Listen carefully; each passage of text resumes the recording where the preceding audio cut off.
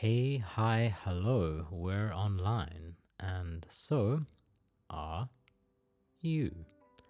Welcome back to another episode of Set Status Online. You know, I had a chat recently, and this is something that I hate because algorithms are not my friend and I don't understand them. I don't believe anyone who says they understand them. But I had a chat recently about the new LinkedIn algorithm and how to get ahead of it and stuff. And I just found myself feeling very frustrated. And I realized that the algorithm, as if this is some omnipresent status, that algorithms on the internet for various platforms tend to have a lot of power over us and what we see and what we engage with, and it really grates my tits, to put it very bluntly. I think the question, which is the title of this episode, that I find really intriguing is this idea of, the algorithm knows you, or the algorithm knows what you like. Do you know what you like? We trust algorithms with our taste more than we trust ourselves, I think. And I know this to be true for me. On a subconscious level, I don't do it consciously, but I put a lot of trust into the algorithm simply by using a platform like LinkedIn or Instagram or Pinterest or Reddit, whatever the case is. And I think even more so for things like, they feel more innocuous, but things like my Apple Music identity, right? Or your Spotify, if you're a Spotify user, or things like Netflix or Apple TV or any other streaming service. They seem very, simple and friendly as far as algorithms go. And we're very quick to speak about your LinkedIns and your Instagrams and stuff. But I really do think that there's a very simple question that we should be reflecting on, which is this. If your feed disappeared tomorrow, right? If Instagram didn't exist, LinkedIn didn't exist, Netflix didn't exist, Apple didn't exist, Spotify didn't exist, what would you actively choose?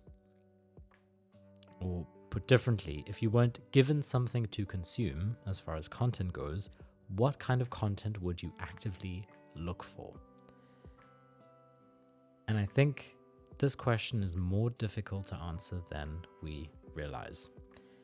I challenge you to really reflect on this question throughout this episode, but especially afterwards. Before we get into some of the deeper stuff, I thought it's interesting to talk a bit about how we even began outsourcing taste without noticing. So algorithms, they started as helpers, right? They were a helper tool for companies to put content in front of their users in order to drive engagement and keep users on the platform. And it was also, in some ways, arguably a value add to the users themselves. They were seeing content within the spheres that they occupy. You might like this slowly became this is what you like. And that's, I think, the turning point that we somehow all missed, and why algorithms are so, for lack of a better word, dangerous. Purely because convenience replaced curiosity, right? So taste shifted from this active exploration that we did, that we had agency over, to this passive reinforcement. We can also call it some passive consumption of content. And I know this because, admittedly, I am a LinkedIn scroller, of course, but also an Instagram reel scroller. And it is a very, it's a very passive thing. I don't choose the reels I look at. I just scroll to see whatever is put in front of my eyes. And then there is a value judgment from my side that feeds the algorithm. How long I look at the reel, whether I engage with the reel, whether I scroll past the reel after a second, which then retrains the algorithm on what I like and what I don't like. So in some sense, I think there is still an agency, but largely we are losing the ability to choose what we consume. And it'll put things in front of us based on things that we've engaged with. And I think it's a complicated and very complex thing to try and understand algorithms. But the reason I find it so scary, especially in terms of this idea of like the algorithm knows what I like, but I don't. I will potentially watch a reel that I don't actually like that much, but I'm just interested in whatever is being shown. A silly example of this might be, a crochet thing comes up. I don't crochet. I like crocheting and I find it a very interesting craft, but there is no reason for me to engage with crocheting. But a reel comes up on my Instagram feed of someone crocheting, and I find the video production very interesting, and I like the person, or I like how they're talking, so I'll watch more of the reel. And suddenly, I'm being given crochet reels all the time. I think it brings up this question of preference versus taste. And the way I like to think about it is, preference is like what I click when it's put in front of me. So you say, would you like A or B? I will have a preference between those two. But taste is what I seek out when no one is watching, right? It's the books that I pull off the shelf when I walk into a bookstore. It's the ingredients that I select when I go shopping. And those are, we can have deeper discussions about the psychology of how we choose products off of a shelf. That's not the point here that I'm trying to make. I think what's really interesting is that algorithms are good at preference, right? They are very good at giving you a couple of things. You pick what they give you, and then they'll choose your preference.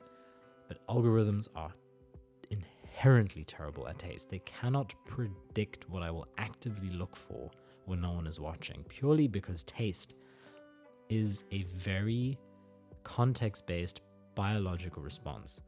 I think taste is also something, another way of looking at it is taste is something I can feel. I can't necessarily explain it or express why. Whereas preference, I could explain to you why I like A over B. And I think there is maybe another nuance to this that helps understanding the limits of algorithms. And now we sort of get into this feedback loop problem, right? So with my crochet example, I will click on something once and the system will double down on that. I can't tell you how many times I've found something online that I've watched. I mean, it could even be something that I watched for longer because I got distracted, right? I had a conversation with someone and the reel just looped for 4 times, and now the algorithm thinks I like this reel. But the problem is that feedback loop, it creates a caricature of me in the algorithm. It's not who I am, but it's who I was for those 5 minutes on that Tuesday. It is a very, very zoomed in perspective of a very specific moment in time and what you were feeling that day, where you were. And I think, it tends to flatten our taste over time and we become predictable to ourselves in many ways. All in all, this isn't an issue other than the fact that I think it really does mess with our identities, especially because it's often on a subconscious level and on a very passive level. So where taste used to be this like signal of identity, it's now this reflection of past behavior, right? You start mistaking this familiarity of seeing the same things all the time as alignment. I guess this is just what I like now, right? Again, not something that happens consciously, but something that happens very subconsciously, and our brains are not used to engaging with stimulation like this. I think there is a disconnect in this sense, where our neurons think that we are actively choosing things, but the other neurons are saying that when this is given to us, and there is a disconnect, there is a dissonance on a psychological level that is also far too complex to really understand. But there is this sense of identity drift that is happening. If we talk about the creative cost for a second, I think I want to emphasize that exposure to something does not equal inspiration. So this endless input can really crowd our inner signals. Any algorithm you're dealing with, whether it's Netflix, your music streaming platforms, your social media platforms, whatever algorithm you're interacting with, I think the pattern that we're finding is that everything looks good, but nothing feels right. And originality really can suffer when our diet is, we can call it algorithmically optimized. You can't really develop a taste if you never sit with boredom. And it's really difficult to be bored.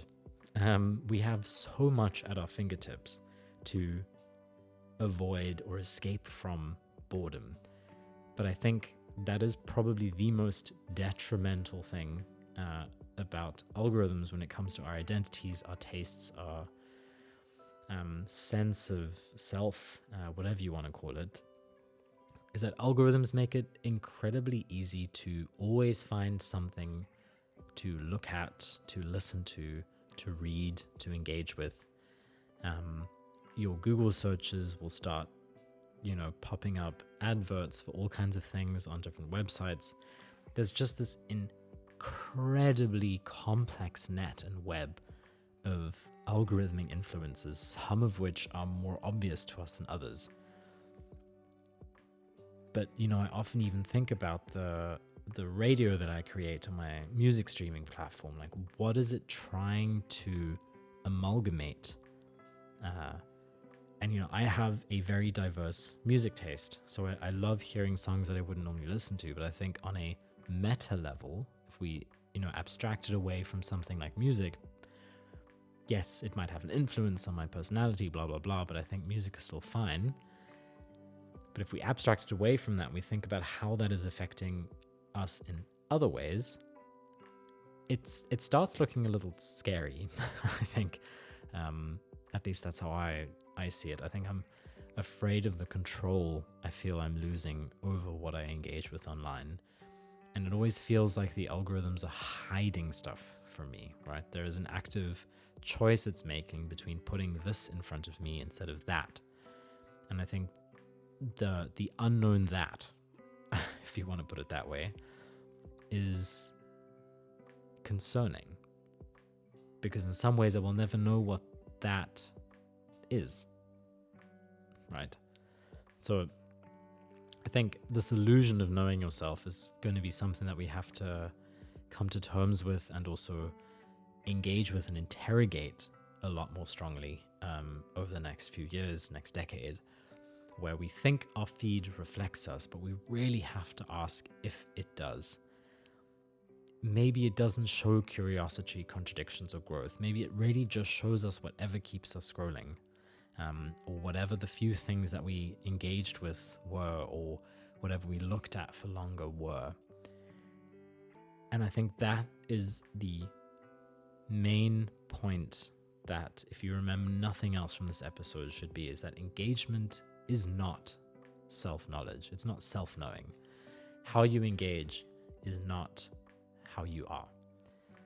I think those two things need to be separated very, very intentionally, because I know the person I am when I'm scrolling on Instagram is not the person I am when I'm fully aware, when I feel like myself.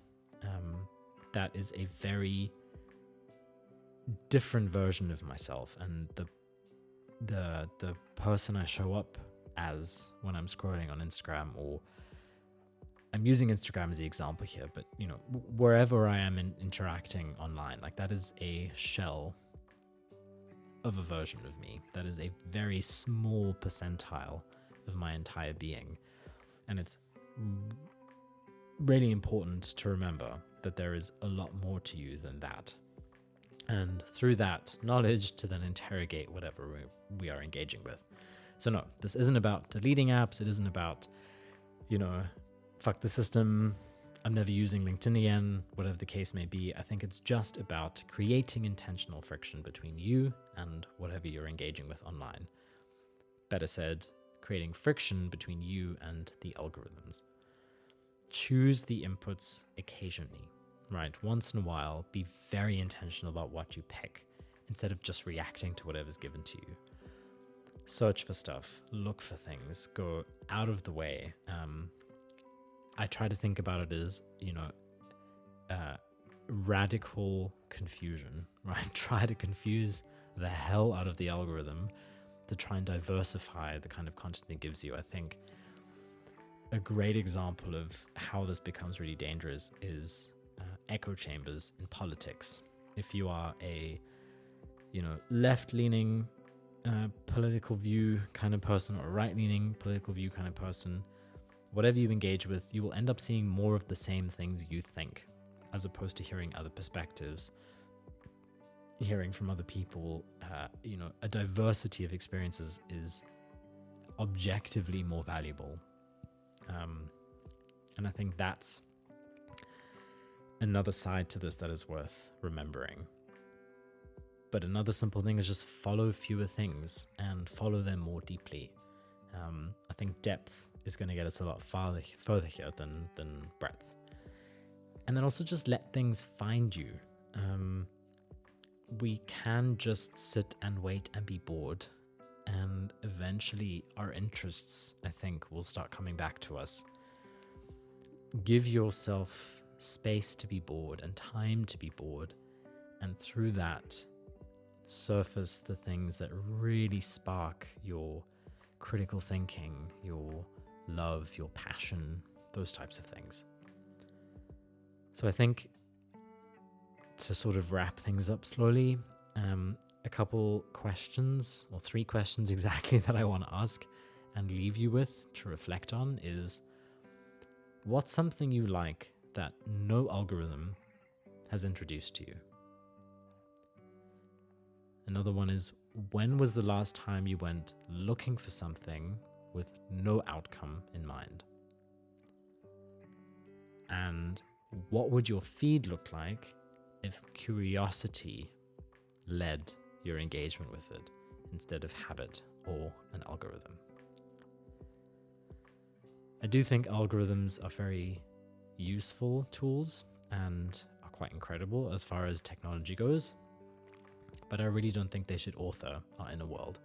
So know what you like, and know that knowing what you like isn't about optimizing, right? It's just about paying attention to gut instinct. I will leave you with that for the time being. I hope this was a interesting episode, albeit a little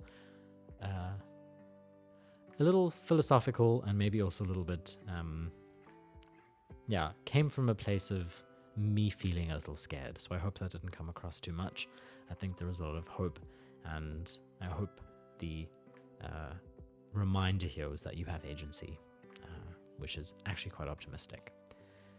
But if you did like this episode, please consider giving it a like or a rating or a comment wherever you're listening to this, and consider subscribing if you haven't already. I've got a lot of cool episodes on the horizon and in the pipeline, but I'm very happy that you're here and that you're listening, and I can't wait to hear you. Well, I can't wait to have you hear me on a future episode.